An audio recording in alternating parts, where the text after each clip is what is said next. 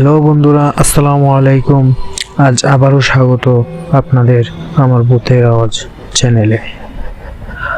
আশা করি সবাই ভালো আছেন, আপনাদের দোয়ায় আমিও ভালো আছি।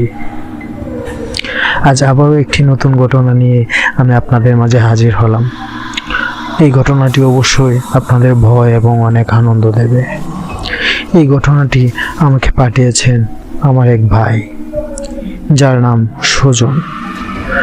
ঘটনাটি ঘটেছে তাদের এই এলাকার একজনের সাথে। তো আমি চলে যাচ্ছি মূল ঘটনায় যাওয়ার আগে আপনাদেরকে অনুরোধ করে বলছি, আপনারা যেন আমার চ্যানেলটি সাবস্ক্রাইব করে দেবেন। ঘটনাটি মূলত মর্গের লাশ খাওয়ার একটি ঘটনা।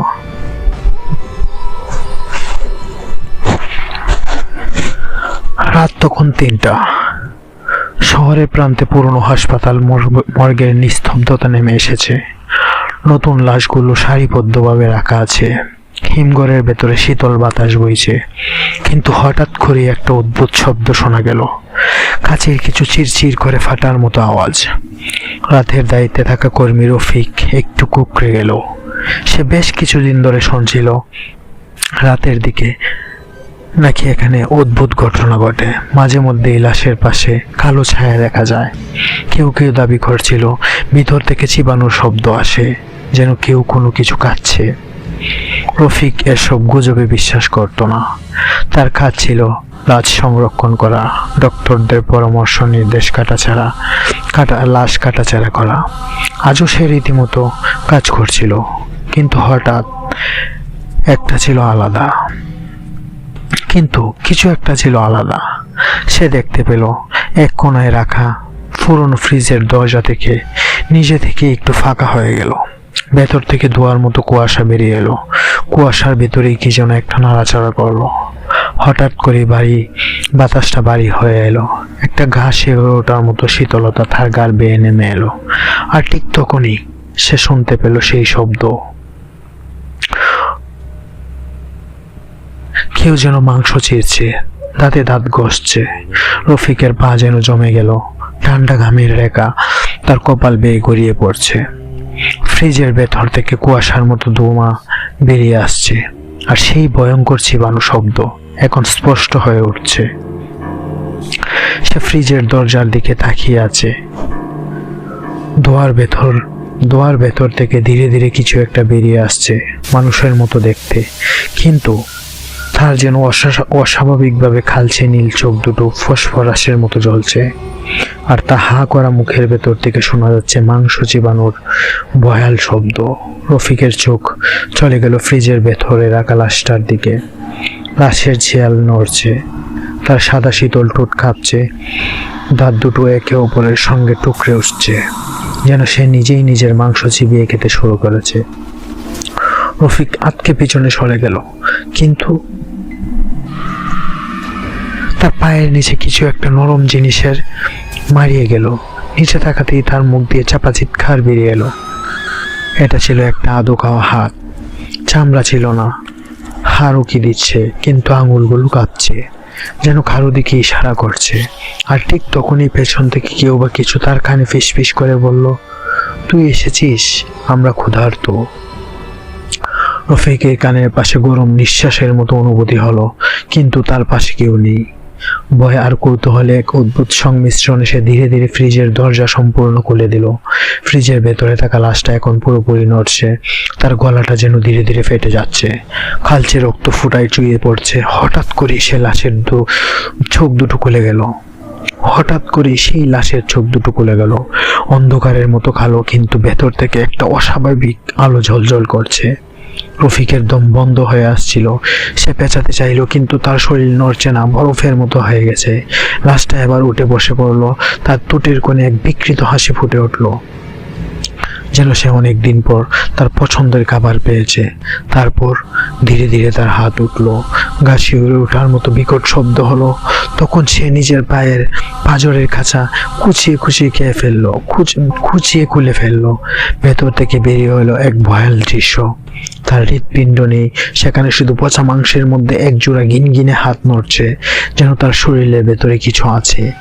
আর তখনই পেছনে সব ফ্রিজের দরজা একে একে খুলতে শুরু করলো।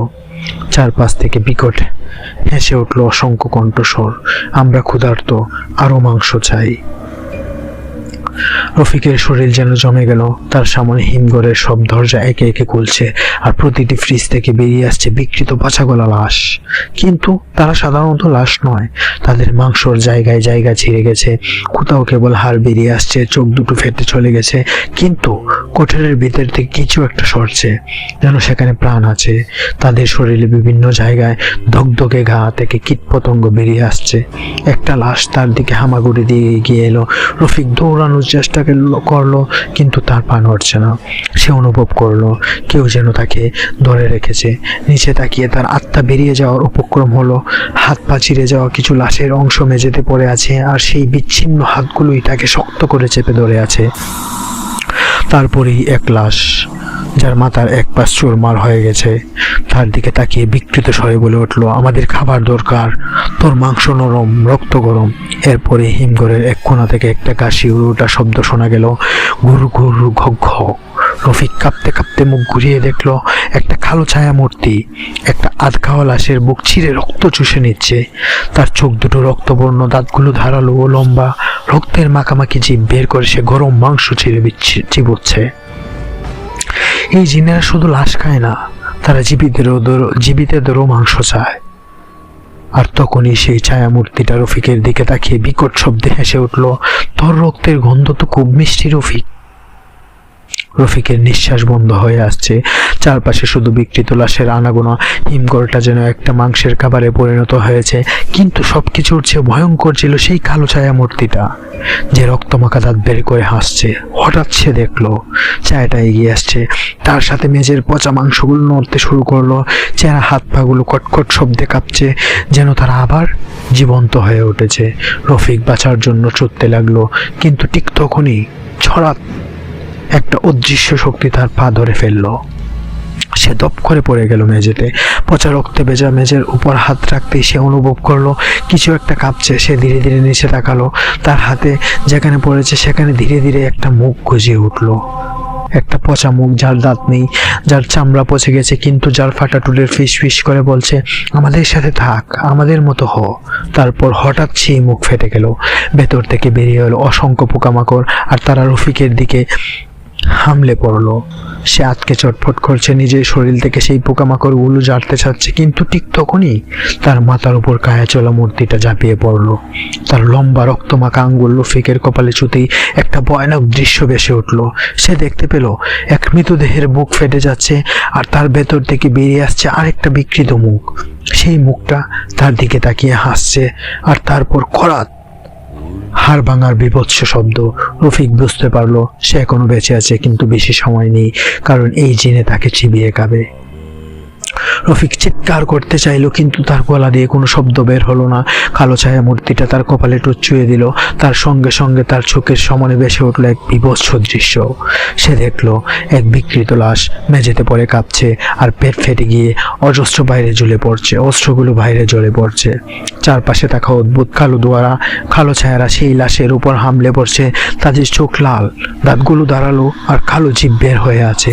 কচকচ চড়া চপ করে শব্দ হচ্ছে, আর তারা একসঙ্গে মাংস চিড়ে খাচ্ছে।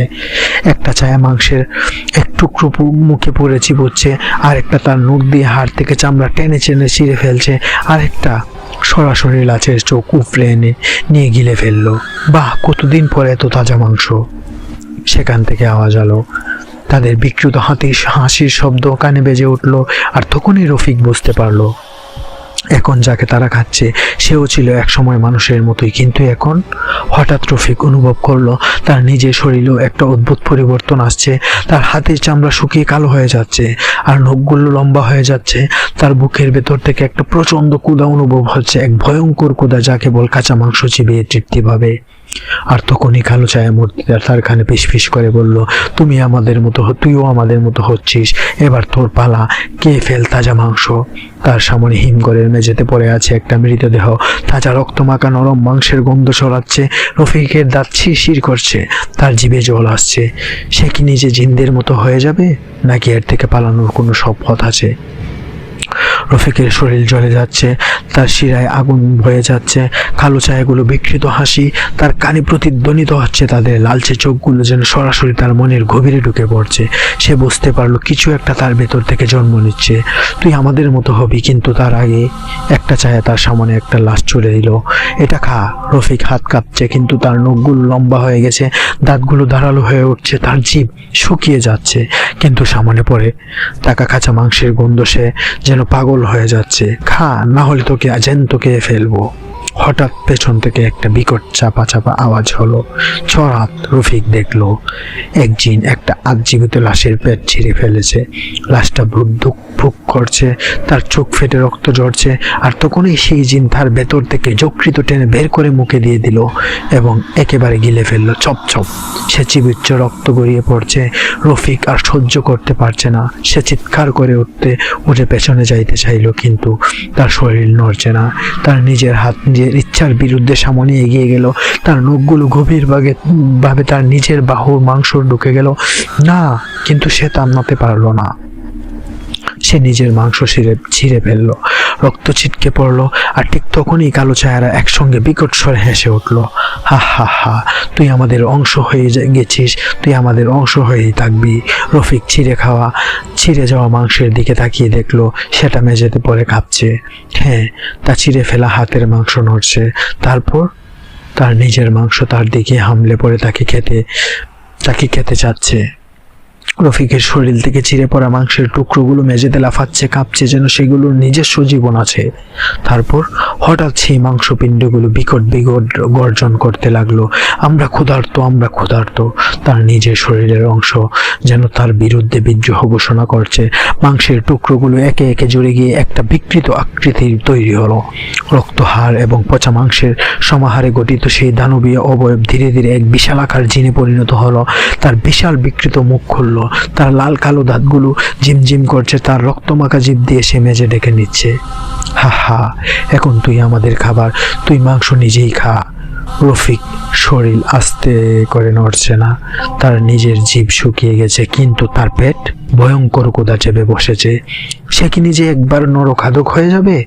না, সে চিৎকার করলো, কিন্তু ঠিক তখনই কালো ছায়াগুলো তার চারপাশ থেকে তাকে ঘিরে ধরলো।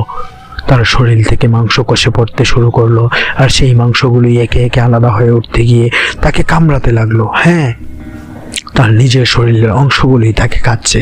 চড়াত চড়াত চপ চপ শব্দ হচ্ছে। রফিক দেখলো তার পায়ের চামড়া গলে গলে মেঝেতে পড়ছে, তার হাতের আঙ্গুলগুলো হাড় বেরিয়ে গেছে, তার বুকের ভিতর থেকে বিকট পোকামাকড় বেরিয়ে আসছে। এটা কি হচ্ছে? সে কি মরে যাচ্ছে? না, সে জ্যান্ত থাকতেই তার শরীরের প্রতিটি অংশ ধীরে ধীরে আলাদা হয়ে তাকে খেয়ে ফেলছে। আর তখনই মর্গের দরজা বিকট শব্দে খুলে গেল। একটা কালো ধোঁয়ার মতো হাত হিমঘরের বাইরে থেকে ভেতরে ঢুকলো। তারপর নরকের দরজা, মনে হচ্ছে কি একটা দরজা যেন খুলে গেল। চারপাশে পাহাড়, চেহারা মাথা, বিকৃত শরীর, রক্তে বা সমান দেহ, আর তার মাঝখানে বসে আছে এক ভয়ঙ্কর রক্ত পিশাচু জিন। রফিকের শরীরে প্রতিটি অংশ যেন আলাদা হয়ে গেছে, কিন্তু সে এখনো বেঁচে আছে। তার চেহারা, মাংস, হাত থেকে ঝুলে থাকা চামড়া সবকিছু নড়ছে, কাঁপছে, আর তার শরীরের যন্ত্রণাকে আরো ভয়ঙ্কর করে তুলছে। তার চারপাশে জিনেরা দাঁড়িয়ে, তাদের বিকৃত মুখ থেকে লালচে গোলা গড়িয়ে পড়ছে, আর তার অপেক্ষা নয়, উৎসব শুরু করা হোক। একটা জিন গর্জে উঠল, তার সাথে সাথে মর্গের চাঁদ ফেটে গেল। উপরে যা দেখা গেল তা মানুষের কল্পনার বাইরে। একটা বিশাল গর্ত, যেখানে হাজার হাজার বিকৃত লাশ একসঙ্গে মাংস ছিঁড়ে খাচ্ছে। চারদিকে শুধুই ছেঁড়া হাত পা, কষে পড়া চোখ, উল্টে যাওয়া মাথা। মেঝে থেকে কালো রক্তের ফোয়ারা উঠতে লাগলো। রক্তের মাঝে ভেসে উঠলো এক বিকৃত দৃশ্য। একটা মানুষের শরীরকে টেনে ফেলা হচ্ছে, তার পেটের ভেতর থেকে অস্ত্র টেনে বের করে তা দিয়ে অন্য লাশগুলো গলায় মালা বানাচ্ছে। আর তখনই রফিক দেখলো কালো ছায়াগুলোর মধ্যে একটা বিশালাকার অবয়ব ধীরে ধীরে তার দিকে এগিয়ে আসছে। ওই ছায়াটা অন্যদের চেয়ে অনেক বড়, অনেক ভয়ঙ্কর। তার বিশাল মুখের মধ্যে এক অসংখ্য মানুষের কাটা মাথা উঁকি দিচ্ছে। তাদের চোখ নেই, কিন্তু তারা চিৎকার করছে, তুই আমাদের অংশ হবি, নিজের মাংস নিজেই ছিঁড়ে খা। আর তখনই একটা ছায়া তার পাঁজর চেপে ধরলো আর বিকট শক্তিতে তা ছিঁড়ে ফেললো। খরাত তার বুকের হাড়গুলো মেঝেতে পড়ে গেল, তার শিরা উপশিরা বেরিয়ে রক্ত এলো, তার হৃৎপিণ্ড স্পষ্ট হয়ে গেল, আর কালো ছায়াগুলো দুকবুক করে হৃৎপিণ্ড চাটতে শুরু করলো। আমরা ক্ষুধার্ত, তোকে পুরো খেয়ে ফেলবো। রফিকের মাথার মধ্যে বিকট শব্দ কাজ করতে লাগলো, তার শরীরে সব অনুভূতি মরে যেতে লাগলো, কিন্তু তার মন এখনো চিৎকার করছে, না আমি বাঁচতে চাই। কিন্তু কি সত্যি সে বাঁচতে পারবে, নাকি রক্তগঙ্গার উৎসবে সে নিজেও এক মাংসকিকু দানবে পরিণত হবে? রফিকের হৃৎপিণ্ড এখনো ধুকধুক করছে, কিন্তু সেটা আর শরীরের ভেতর নেই। কালো ছায়াগুলো তার হৃৎপিণ্ড ছিঁড়ে নিয়েছে আর একে একে ছাড়ছে। চপ চপ কচকচ রক্ত ঝরছে, শিরাগুলো কেটে কেটে মেঝেতে লেপ্টে যাচ্ছে। তার সামনে দাঁড়িয়ে থাকা বিকৃত দানবগুলো তাকে নিয়ে খেলছে। একটা জিন তার হাতের মাংস কামড়ে চিরে নিল, আর সাথে সাথে রফিকের তীব্র চিৎকার বেরিয়ে এলো। কিন্তু জিনরা হাসছে, বাহ, জীবন্ত মানুষের মাংসের স্বাদই তো আলাদা। এটা একটা জিন তার হাঁটুর নিচের অংশ ধরে হঠাৎ এক ধাক্কা ছিঁড়ে ফেললো। জড়াত তার পায়ের হাড় বেরিয়ে গেল, রক্তের বন্যা বয়ে গেল মেঝেতে, আর সেই রক্ত গরম থাকতে থাকতে এক জিনে মেঝে ছেটে কেটে খেয়ে ফেললো। রফিকের চোখের সামনে অন্ধকার নেমে আসছে, কিন্তু সে এখনো মরেনি। আর তখনই সবচেয়ে ভয়ঙ্কর কিছু ঘটলো। তার চেরা মাংস টুকরোগুলো ধীরে ধীরে নড়তে লাগলো। হ্যাঁ, তার কাটা হাত, তার চেরা পা, সবকিছু একে একে জীবন্ত হয়ে উঠলো। আর তারপর তার নিজের কাটা অংশগুলো তার দিকেই হামলে পড়লো। তার ওই হাত তার চোখের মনি চিরে ফেলতে চাইলো, তার পা তার মুখের মাংস কামড়ে ধরলো, আর তার নিজের শরীরের অঙ্গ প্রত্যঙ্গই তাকে খেয়ে ফেলতে চাইলো। না! রফিকের বিকট চিৎকার চারপাশের দেয়ালে প্রতিধ্বনি হতে লাগলো, কিন্তু কেউ তাকে বাঁচাতে আসবে না, কারণ সে এখন জিনের রাজ্যে অবস্থিত। এরা কি সেই পুরোপুরি জিন হয়ে যাবে, নাকি সে ধীরে ধীরে ধীরে ধীরে সবচেয়ে ভয়ঙ্কর কিছুতে পরিণত হবে? রফিকের শরীর এক বিভৎস যুদ্ধক্ষেত্র। তার নিজস্ব অঙ্গ প্রত্যঙ্গই তাকে গিলে ফেলতে চাইছে, আর তার শিরা উপশিরা মেঝেতে গড়িয়ে পড়ছে। তার চোখের সামনে অন্ধকার নেমে আসছে, কিন্তু সে এখন বেঁচে আছে। কি করবে সে বলছে বাঁচতে চায়, সে চিৎকার করে উঠলো, কিন্তু তার গলা বন্ধ হয়ে গেল। হঠাৎ এক কালো ছায়া তার সামনে দাঁড়িয়ে পড়লো। সে দেখতে পেল সেই বিশাল আকার জিনের চোখ থেকে আগুন বের হচ্ছে। তুই আমাদের স্বাদ পেতে চাস? এখন তোর পালা। জিনটা তার শ্বাস প্রশ্বাস এক ভয়ঙ্কর সুর তুলে উঠল, আর রফিকের সামনের মেঝে থেকে একটা কোরাল বের হয়ে গেল। এটাই শেষ পাতে। তুই যদি বাঁচতে চাস, তবে তোর শরীরের প্রতিটি অংশ আমাদের দিতে হবে। এটাই ছিল রফিকের শেষ সুযোগ। সে কোরালটা যদি সে নিজের শরীরের মধ্যে ঢুকিয়ে দেয়, তবে তার মৃত্যু হবে। কিন্তু যদি সে তা না করে, তবে পুরো শরীরটা জিনেরা চিরে ফেলবে। তার চোখে কেবল ভয়, আর একদিকে চিরে যাওয়া শরীর, অন্যদিকে ঝিকঝিক করা কোরাল। মৃত্যু নাকি এক জীবন্ত অভিশাপ? আর তারপর কোরালটা শূন্যে শা শা করে ঘুরতে লাগলো। রফিকের হাত নিজে থেকেই কোরালটার দিকে এগিয়ে গেল, আর ঠিক তখনই তার শরীরের মধ্যে থেকে এক ভয়ঙ্কর গর্জন শুনতে পেল। আমরা আসছি। জিনেরা ছুটে এসে রফিককে ঘিরে ফেললো। তাদের দাঁতগুলো ঝিকঝিক করছে, আর তাদের চোখ রক্তবর্ণ হয়ে উঠছে। রফিক কিছু বুঝে উঠতে পারছে না। তার হাত থামানো সম্ভব হচ্ছিল না, কিন্তু কোরালটা তার শরীরেই ঢুকে যাচ্ছে। তুই কি আমাদের মতো হতে চাস? এভাবে রফিক অসহায়ের মতো দাঁড়িয়ে শুয়ে আছে। কোরালটা রফিকের হাতের কাছেই ছিল। তার হাত অবশ হয়ে উঠছিল, কিন্তু সে বুঝতে পারছিল না সে কি করতে যাচ্ছে।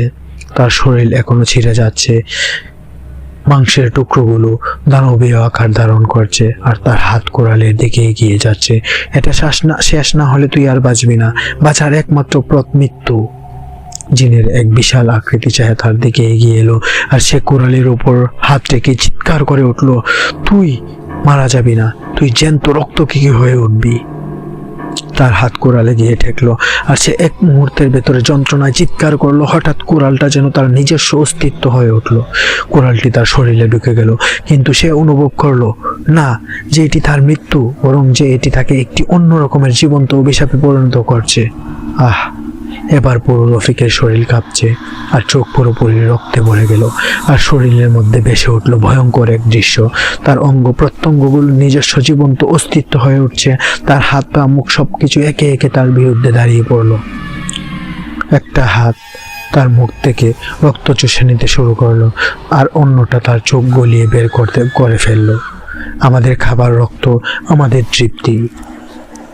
তার শরীর এখন পুরোপুরি বিকৃত হয়ে উঠল, অঙ্গ প্রত্যঙ্গগুলো ছিন্ন বিচ্ছিন্ন হয়ে নিজেই থাকাতে শুরু করলো। আর ঠিক তখনই রফিকের চোখে ভেসে উঠলো এক ভয়ানক দৃশ্য। এক মহাকালো দরজা খুলে গেল। তার সামনে দাঁড়িয়ে আছে হাজারো বিকৃত রক্ত পিশাচু সত্তা। তাদের চোখ, মুখ, হাত সবই বিকৃত হয়ে গেল। তার চারপাশে অগ্নিরাশি, গরম রক্ত আর বিকৃত লাশের পাহাড়। আমরা তোর মতো হাজারো মানুষ খেয়েছি, তুইও আমাদের মতো হবি। রফিক বুঝতে পারলো সে পুরোপুরি এক বিভীষিকায় পৃথিবীর মধ্যে পড়ে গেছে, যেখানে বেঁচে থাকা মানেই মৃত্যুর মতো। তুই আমাদের অংশ, তুই শেষ পরিণতি। রফিকের শরীর এক এক বিভীষিকা যন্ত্রণায় পড়ে যাচ্ছে। তার প্রতিটি অঙ্গ প্রত্যঙ্গ বিকৃত হয়ে উঠছে। তার শরীরের সব অংশ একে অপরকে কাটছে, আর সেই বিকৃত অংশগুলো এক একটি দানবীয় বিকৃতির দিকে পরিণত হচ্ছে। তুই আমাদের মতো হবি, তুই আমাদের শিকার। শরীরের কতগুলো শুকিয়ে উঠছে না, বরং তা আরো গভীর হয়ে যাচ্ছে, যেন রক্ত গড়িয়ে পড়ছে। কিন্তু রক্ত থেকে বের হচ্ছে এক নতুন শয়তানি শক্তি। রফিক আর কিছুই অনুভব করতে পারছিল না। তার চোখে মুখে যাওয়ার আগেই সে অন্ধকার জগতে কালো দরজা তাকে টেনে নিয়ে গেল। তার শরীর থেকে চিরে যাওয়া মাংস, পচা হাড় আর রক্ত মিশে এক ভয়ঙ্কর কল্পনা অন্ধকারে ঢুকে পড়ল। সে দেখতে পেল তার নিজস্ব মাংসের টুকরো একে একে আলাদা হয়ে দাঁড়িয়ে গেছে, আর এগুলো অদ্ভুত রকমের যন্ত্রণা চাচ্ছে। এই পৃথিবী আর তার জন্য নয়, এক বিভীষিকা স্বপ্নের মতো কালো ছায়াগুলো তাকে ঘিরে ফেলছে। ঠিক তারপর তুই এক ভয়ঙ্কর জিন হয়ে উঠেছিস। একুশ অংশের নিজে এই ব্রকুটির নিচে দাঁড়িয়ে থাকা বিকৃত জিনের দল, তাদের মুখে রক্ত স্রোত ধরছে, আর তারা বলছে আমাদের জন্য তোর মতো একটাই শিকার দরকার। রফিক বুঝতে পারছে না সে স্বপ্নে দেখছে নাকি এটা বাস্তবিক ঘটছে। রফিকের চোখ তখন আবারও একবার রক্তে লাল হয়ে উঠলো। তার পা থেকে শুরু করে মাথা পর্যন্ত রক্তকরণ বাড়তে লাগলো, এবং তার শরীরে পুরো কঙ্কাল ভেঙে গিয়ে এক জীবন্ত বিভীষিকায় দানবে পরিণত হতে লাগলো। একটা বিশাল আকৃতির জিন তার সামনে এসে দাঁড়িয়ে বলল, তুই আমাদের পূর্ণাঙ্গ সদস্য। তারপর সেই জিনের মুখ থেকে এক অমর রক্ত পিশাচু গর্জন বের হলো, আর রফিকের শরীরের ভিতর থেকে এক ভয়ঙ্কর শক্তি বেরিয়ে আসতে লাগলো। একে একে তার শরীরের সবকটা অংশ আলাদা হয়ে গিয়ে রক্ত চুষতে শুরু করলো। এটা কোনো পৃথিবী ছিল না, এটা ছিল এক অন্ধকারের রাজ্য, যেখানে মানবতা শেষ হয়ে গিয়েছিল। হা হা হা, দুর্দান্ত হাসি প্রতিদিন হতে লাগলো। রফিক তার নিজের অস্তিত্ব হারিয়ে ফেললো। সে নিজের শরীর সমস্ত অংশ খেয়ে ফেললো, আর এক অবধি ভয়ঙ্কর সত্তায় পরিণত হলো। কিন্তু তার পরিণতি কি হবে? সে কি সম্পূর্ণ রক্ত পিশাচু নরকাদক দানবে পরিণত হবে, নাকি সে আবার নতুন এক দুঃস্বপ্নে ঘরে ঢুকে যাবে, নাকি সে আবার এখান থেকে ফিরে আসবে?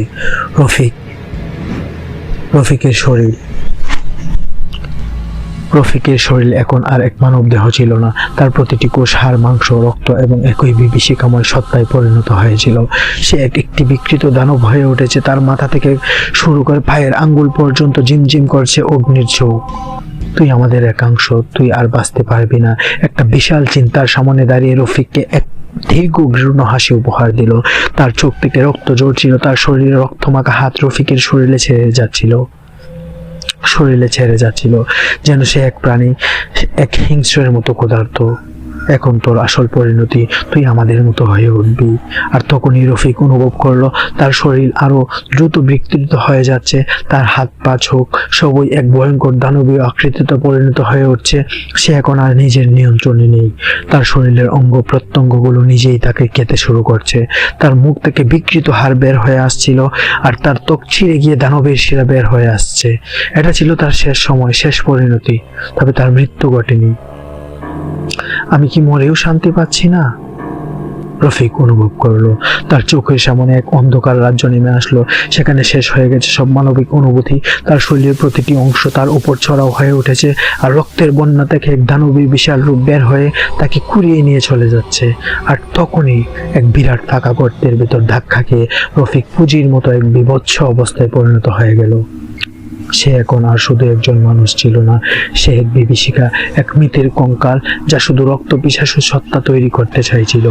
এখন সে জানতো তার পুরো অস্তিত্বই এক ভয়ঙ্কর অভিশাপে পরিণত হয়েছে। আর তার চোখ, আলো, শব্দ সবকিছুই আর কিছুই ছিল না, কেবল ধ্বংস আর মৃত্যুর বিকৃত স্মৃতি তার ভিতরে ছিল। তুই যদি বাঁচতে চাস, তোকে আর ফিরে আসতে তুই যদিও বাঁচতে চাস, তোকে আর ফিরে আসতে দেওয়া হবে না। তার সামনে দাঁড়িয়ে থাকা বিশাল জিনগুলো কণ্ঠে এক বিশাল গর্জন উঠে গেল, আর সেই গর্জনে তার সমস্ত অস্তিত্ব কেঁপে উঠল। তবে সে কি সম্পূর্ণভাবে অভিশাপের সঙ্গে এক হয়ে যাবে? রফিকের অবস্থা এখন আরো ভয়ঙ্কর হয়ে উঠছে। তার শরীরের ভেতর কিছু একটা বিকৃত হয়ে গেছে। সে আর মানুষ নেই, সে এখন এক অভাগ্য পিশাচ। 3টি চোখ, বিষাক্ত লাল বিশাল দাঁত আর অবিশ্বাস্য রকমের শক্তিশালী শরীর। তুই আর কোনোদিন মানুষের মতো থাকতে পারবি না, তুই এখন আমাদের মতোই থাকবি, তোকে আর এখান থেকে যেতে দেওয়া হবে না। এক বিশাল কালো দানব তার দিকে এগিয়ে আসছে, আর তার রক্তের লাল দুটি রফিকের দিকে চলে গেল। জিনটি ধীরে ধীরে হাসতে শুরু করলো, আর তার হাসি প্রতিধ্বনি রফিকের মাথার ভেতর বেজে উঠলো। তুই আমাদের মতো হয়ে উঠেছিস, কিন্তু তোর বাঁচার একমাত্র উপায় আরো রক্ত।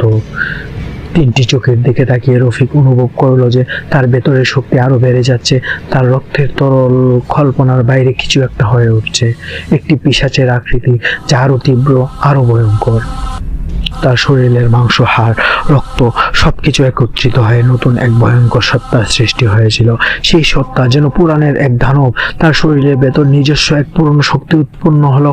তার সমস্ত রক্ত এখন মাটির সঙ্গে পরিণত হয়ে ঝরঝর করে পড়তে লাগলো। তুই আজীবন রক্ত পিশাচ হয়ে থাকবি। হঠাৎ আওয়াজ এলো, রফিকের শরীর গরম হয়ে উঠলো।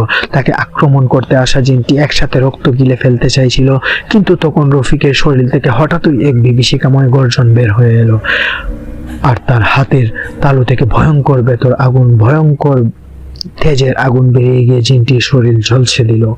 হা হা, তুই আজ থেকে জানবি কিভাবে সত্যিকারের শক্তি পেতে হয়। তার শরীরের অঙ্গ প্রত্যঙ্গগুলো স্বতন্ত্রভাবে নড়ে উঠছিল। তার শরীর থেকে রক্তের ঝর্ণা বেরিয়ে যাওয়ার সাথে সাথে এক বিরাট কালো ছায়া আক্রমণ করে তার শরীরে ঢুকে গেল, আর রফিকের শরীরের ভিতরে আরো এক বিভীষিকাময় শক্তির সৃষ্টি হতে শুরু করলো। এবার তোর শক্তি কারো নিয়ন্ত্রণে থাকবে না। রফিকের শরীরে সবকিছু যেন ভেঙে পড়ে, তার হাড়গুলো চিৎকার আর মাংসের ছিঁড়ে যাওয়া ভয়ঙ্কর শব্দ, আর তার চোখের মধ্যে অন্ধকার আগুন একত্রিত হয়ে এক ভয়ানক আক্রমণের লক্ষ্যে পরিণত হলো। কিন্তু রফিক এখনো তার দুনিয়ার কথা ভাবছে, এখনো সে বেঁচে আছে। মনে হচ্ছে সে স্বপ্নে দেখছে সে আবার ফিরে আসবে, তার এই চিন্তাই মনের ভিতর করছিল। তার চোখে যেন আগুনের দীপ্তি দেখা যাচ্ছিল, তা মেঝে চেড়ে গিয়ে চারপাশে আগুনের ফুলকি তৈরি করছিল। আর তার শরীরে সমস্ত রক্ত, যা একসময় ক্ষুধা এবং ক্ষোভে ভরা ছিল, তখন এক চিরস্থায়ী অভিশাপে অভ্যন্তরীণ শক্তি হয়ে গিয়েছিল। কিন্তু রফিক বুঝতে পারছে যে এখানে বেশি নড়াচড়া করা যাবে না, তাহলে সে আর সারা জীবনের জন্য এখানেই থাকতে হবে। সে আর পৃথিবীতে ফিরে যেতে পারবে না, তাকে বুদ্ধি কাটিয়ে কাজ করতে হবে। ঠিক তখনই তুই আমাদেরই এক অংশ, তোর মতো বিকৃত মাংসের জন্ম হয়েছে। রফিক শুনতে পেল, এই পৃথিবী আর রফিকের জন্ম ছিল না। সে নিজেকে, তার পৃথিবী, তার অস্তিত্ব সম্পূর্ণভাবে খেয়াল রক্ত পিশাচ এক শক্তিতে পরিণত হয়ে দাঁড়িয়েছিল। এই মুহূর্তে রফিক কি পুরোপুরি এক পিশাচের রাজা হয়ে উঠবে, নাকি সে নিজের মৃত্যুর অপেক্ষা করবে, নাকি সে বাড়িতে চলে আসবে? রফিকের অস্তিত্ব এখন এক ভয়ঙ্কর রক্ত পিশাচের সত্তায় পরিণত হয়েছে, যার পেছনে মৃত্যুর ছায়া। তার সব অনুভূতি এবং মানবিকতা চিরতরে হারিয়ে গেছে। তার শ্বাস, প্রতিটি ধাপ আর তার চোখের জ্বলন্ত আগুন সবকিছুই তাকে এক বিভীষিকাময় দানবে পরিণত করেছিল। আর সেই দানব তখন চিৎকার করে উঠল, এখন আমি এক রক্ত পিশাচ রাজা। রফিকের অজান্তে তার ভিতর থেকে এই আওয়াজটা বেরিয়ে এলো। তার শিরাগুলো সজোরে কেঁপে উঠছিল, আর তার হৃৎপিণ্ডের জায়গায় এক বিশাল কালো অগ্নি ফুটে উঠছিল। সে আর কিছু অনুভব করছিল না, শুধু খিদে, তীব্র খিদে শুধুমাত্র রক্তের। তার সামনে একের পর এক মানুষ, তার পুরনো পরিচিতরা সবাই তার সামনে এসে মনে হচ্ছিল দাঁড়িয়েছিল। তারা জানতো তাদেরও পরিণতি এড়ানো সম্ভব নয়। রফিক আর যে কোনো মানুষই এক কুৎসিত দানবের হাতেই শেষ হয়ে যাবে। এটা আমাদের শেষ যুদ্ধ নয়, এটা এক নতুন শিকার শুরু। রফিকের হাত উঠে গেল, আর পুরো জায়গাটা জুড়ে সে অন্ধকার নেমে আসলো। সে সবাই এক ভয়ঙ্কর ভবিষ্যতের মুখোমুখি। তার পরিণতি কেমন হবে কেউ জানতে চাইল না, সে নিজেও জানতে পারলো না। আমি বুঝতে পারছি, বুঝতে পারলো, রফিক বুঝতে পারলো যে এখান থেকে তাকে বের হতে হলে, আমি একটু পিছনে ফেলে রেখে এসেছি। তার সামনে একের পর এক মানুষ, জিন দাঁড়িয়েছিল। রফিক বুঝতে পারলো তাকে এখান থেকে যেতে হলে তাকে বুদ্ধি কাটিয়ে যেতে হবে, এভাবে সে যেতে পারবে না। তখনই রফিক বুঝতে পারলো যে না, আমাকে এখান থেকে বের হতেই হবে যেভাবেই হোক। তখন সে হঠাৎ অনুভব করলো যে কি, আমি তো মুসলমান। তার ভিতরে এমন এক অনুভূতি হলো, আমি তো মুসলমান, তাহলে আমি কেন কালিমা পড়ছি না, আমি কেন দোয়া পড়ছি না। তখনই রফিক কালিমা পড়তে শুরু করলো, লা ইলাহা ইল্লাল্লাহু মুহাম্মাদুর রাসূলুল্লাহ। এভাবে পড়তে পড়তে সে চিৎকার করে এগিয়ে যেতে লাগলো, আর তার সামনে যত জিন রক্ত পিশাচু ছিল সবাই যেন চিৎকার করে দূরে সরে যাচ্ছিল। তখনই রফিক বুঝতে পারলো যে তার শরীর কেমন জানি আস্তে আস্তে ছোট হয়ে আসছে এবং সে আগের মতো মানুষ হয়ে উঠছে। আর চতুর্দিকে জিনের কান্নাকাটি করছে, চিৎকার করছে, বলছে রফিক তুমি এটা বন্ধ করো, তুমি এটা বন্ধ করো, তুমি এখান থেকে বেরোতে পারবে না, যত চেষ্টাই করো। কিন্তু রফিক থামলো না। হঠাৎ রফিক বুঝতে পারলো তার গায়ে কে যেন হাত দিয়েছে। রফিক এটা অনুভব করে সে আবার জোরে জোরে কালিমা পড়তে লাগলো এবং দুরূদ শরীফ পড়তে লাগলো, আয়াতুল কুরসি পড়তে লাগলো। পড়তে পড়তে সে এগিয়ে যেতে লাগলো এবং এগিয়ে যেতে যেতে সে হঠাৎ করে একটা গর্তে পড়ে গেল এবং সে অনুভব করলো সে সেই মর্গের ভিতর, আগের জায়গায় যেখানে সে প্রথমেই লাশ খাওয়া দেখেছিল। এবং সে অনুভব করতে লাগলো সে আবার সেই রুমের মধ্যে চলে এসেছে। তখন সে লাইট অন করতে চাইল, কিন্তু সেই লাইট আর অন করতে পারলো না, কারণ তখন কারেন্ট ছিল না। তখন রফিক বুঝতে পারলো যে মর্গ একবারে নিস্তব্ধ হয়ে আছে, কিন্তু এতক্ষণ সে কোথায় ছিল, তার ভিতরে এই শক্তি, এই কল্পনায় কাজ করছিল।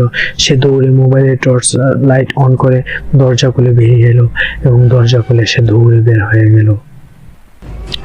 হয়ে সে সোজা বাড়িতে চলে গেল। বাড়িতে গিয়ে সে গোসল করে ঘুমিয়ে গেল এবং ঠিক সকালে সে উঠলো, তার গায়ে প্রচন্ড জ্বর। রফিক বুঝতে পারলো সে নড়তে পারছে না, তার প্রতিটি অঙ্গ প্রত্যঙ্গ ব্যথায় ভরে গেছে। তখন সে উঠে পাশের মসজিদের ইমামের কাছে গেল, গিয়ে বলল আমার সাথে এই হয়েছে, এখন আমার কি করা উচিত। তখন ওই হুজুর বলল অনেক দুষ্ট জিন আছে যারা মৃতদের লাশ খেতে পছন্দ করে, তুমি হয়তো তাদের কবলেই পড়েছিলে, কিন্তু এ তোমার বিপদ এখনো কাটেনি, তোমার পিছু ওরা ছাড়বে না। তোমার মাংস ওরা খেতে চেয়েছিল, কিন্তু তুমি তা করতে দাওনি, ওরা তোমার পিছু ছাড়বে না। তখন রফিক বলল তাহলে আমার করুণ আপনি বলে দিন। তখন রফিক বলল তুমি একজনের কাছে যাও। তখন ওই হুজুর একজনের ঠিকানা দিলেন। রফিক ওই জায়গায় চলে গেল। রফিক গিয়ে দেখলো ছোট এক হুজুর, যিনি বসে কোরআন শরীফ পড়ছে। তিনি ওই হুজুরের কাছে গিয়ে বললেন আমাকে আপনার এক হুজুরে পাঠিয়েছে, ওনার নাম বললেন। তখন হুজুর বললেন কি হয়েছে আপনার? তখন রফিক বলল যে আমার সাথে এই ঘটনা ঘটছে। তখন হুজুর বলল আপনি 3 দিন পরে আসবেন। তখন রফিক বাড়ি চলে এলো, কিন্তু যখন রফিক সন্ধ্যা হয়ে যাচ্ছে, সন্ধ্যার পর বা আস্তে আস্তে সন্ধ্যা হয়ে যাচ্ছে, সন্ধ্যার পর যখন সে বাড়িতে ফিরেছিল তখন তার মনে হচ্ছিল তার পিছন থেকে কেউ বলছে তুই আমাদের অংশ হবি, তুই বাঁচতে পারবি না, তোর মাংসের গন্ধ খুবই স্বাদ। তখন রফিক বুঝতে পারলো যে তার পিছনে কেউ হেঁটে আসছে। সে দৌড়ে পালাতে লাগলো এবং বাড়িতে ছুটতে লাগলো এবং আয়াতুল কুরসি পড়তে লাগলো।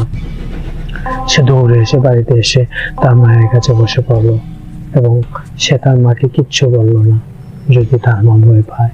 তখন সে বুঝতে পারলো যে না, এখন মনে হচ্ছে কিচ্ছু নেই। তখন সে খাওয়া দাওয়া সেরে শুয়ে পড়লো, কিন্তু তার গায়ে ছিল প্রচন্ড জ্বর।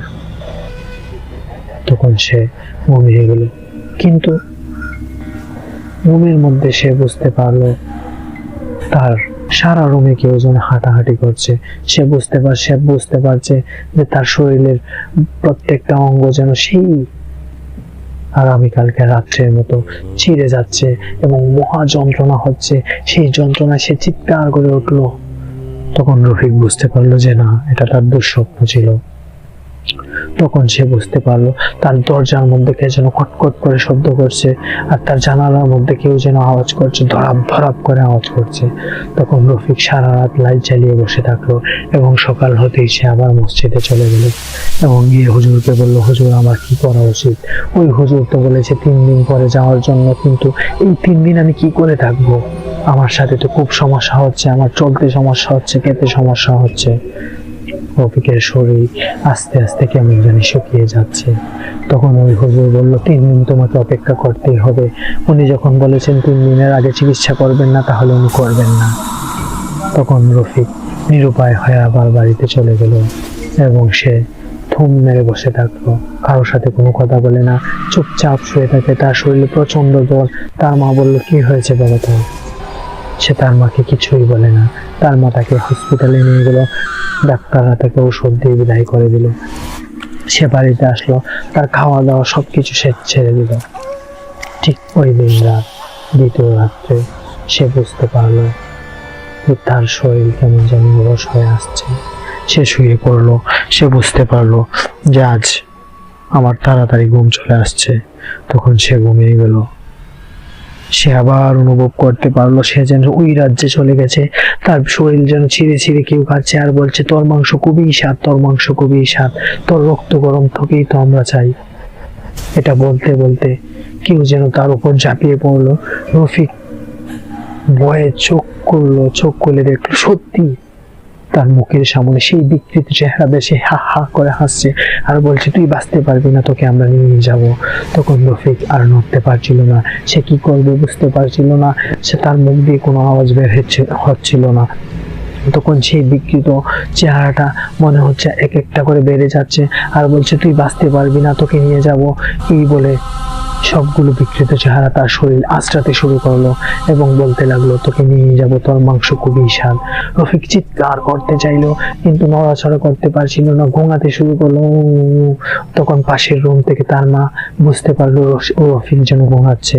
তখন তার মা দৌড়ে এসে রফিকের কাছে আসলো, এসে ডাকলো যে, রফিক রফিক কি হয়েছে, তুই এমন করছিস কেন? তখন রফিক এক লাফে উঠে গেল।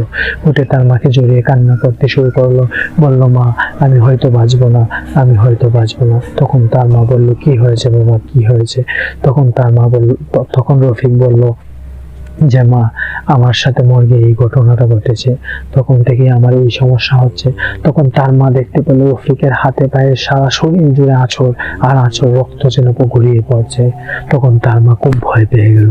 তার মা বলল, আচ্ছা ঠিক আছে, সকাল হোক, দেখি কি করা যায়। তখন রফিকের মা সারা রাত বসে রইল। রফিকের বাবা রাতে বাহিরে কাজ করে। তখন সকাল হলো।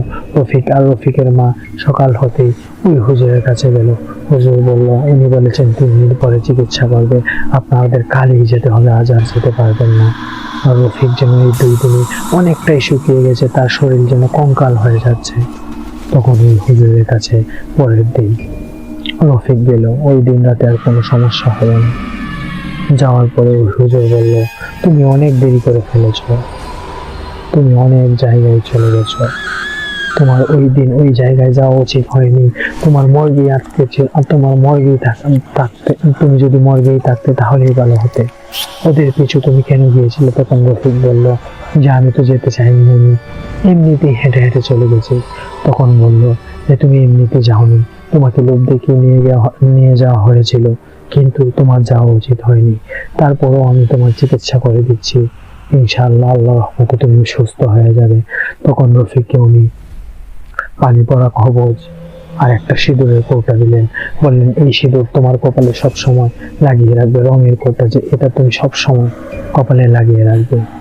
তখন রফিক এটা নিয়ে বাড়িতে চলে গেল। কিন্তু রফিক দিন দিন শুকিয়ে যাচ্ছে, তার শরীরের হাড় বেরিয়ে আসছে, তার শরীরের রক্ত যেন আস্তে আস্তে কমে যাচ্ছে, তার মাংস মনে হচ্ছে সবকিছু যেন শুকিয়ে যাচ্ছে, তার শুধু কঙ্কালের মতো হয়ে যাচ্ছে শরীর। রফিকের মা, রফিকের বাবা রফিককে হাজারো চিকিৎসা করালো, যে যেখানে বললো সেখানেই নিয়ে গেল, কিন্তু কোনো কাজ হচ্ছে না। রফিক আস্তে আস্তে এমন ভাবে শুকাতে শুরু করলো। রফিক অনুভব করতে পারলো ওই দিন রাতে যে তার শরীর যেমন কঙ্কাল হয়েছিল, যেন মনে হচ্ছিল শুধু হাড় ছাড়া কিচ্ছু নেই, চামড়াটাও গলে পড়েছিল, ঠিক তেমন তার শরীরটা আকৃতি ধারণ করলো। রফিক বুঝতে পারলো যে সে হয়তো আর বাঁচবে না। সত্যি রফিক তাই অনুভব করলো। কিন্তু সে তার মাকে বলল, মা আমি বাঁচতে চাই, তুমি আমাকে বাঁচাও। তখন তার মা তাকে অনেক জায়গায় নিয়ে গেল, কিন্তু কোনোভাবেই তাকে আরো সুস্থ করা গেল না। রফিক আস্তে আস্তে এইভাবে শুকিয়ে যেতে যেতে না খেয়ে 3 মাস পর হঠাৎ একদিন রাতে বিকট জোরে চিৎকার করে সে মৃত্যুবরণ করলো এবং তার মা তাকে দেখে হাওমাও করে কাঁদতে লাগলো এবং জানাজা করে তাকে দাফন করা হলো এবং ওই হুজুর যিনি তাকে চিকিৎসা করেছিলেন ওই হুজুরও তার জানাজায় এসেছিল।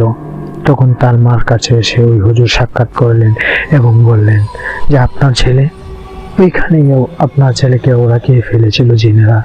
আপনার ছেলে যখন ওই মর্গে চাকরি করতো, যখন লাশ খাওয়ার ঘটনাটি দেখেছিল, ওখানে যাওয়াই আপনার ছেলে উচিত হয়নি। ওখানে যাওয়াতে ওরা খুব রেগে গিয়েছিল এবং এই জন্যই তাকে ওদের রাজ্যে নিয়ে গিয়ে মেরে ফেলা হয়েছিল। কিন্তু জিনেরা যখন তাদেরকে খেয়ে ফেলে তখন আরো কিছুদিন মানুষ বাঁচে, আস্তে আস্তে মানুষ মরে যায়। আপনার ছেলের সাথে এই ঘটনাটি ঘটেছিল। এজন্যই আপনার ছেলে, ওই জিনেরা যখন লাশ খাচ্ছে আপনার ছেলে বাধা দিয়েছিল, তাই জিনেরা রাগে তাকেও মেরে ফেলেছে। এই জন্য আমি তার কোনো চিকিৎসা করাতে পারিনি। কিন্তু যদি আপনার ছেলে ওদের সাথে ওদের রাজ্যে না যেত তাহলে হয়তো কিছু একটা করা যেত।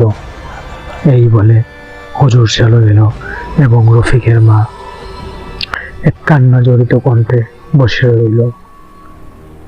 তো ঘটনাটি এখানেই শেষ হয়ে গিয়েছিল। তো বন্ধুরা, এটাই ছিল আমার শেষ ঘটনা, এটাই ছিল আমার ঘটনা।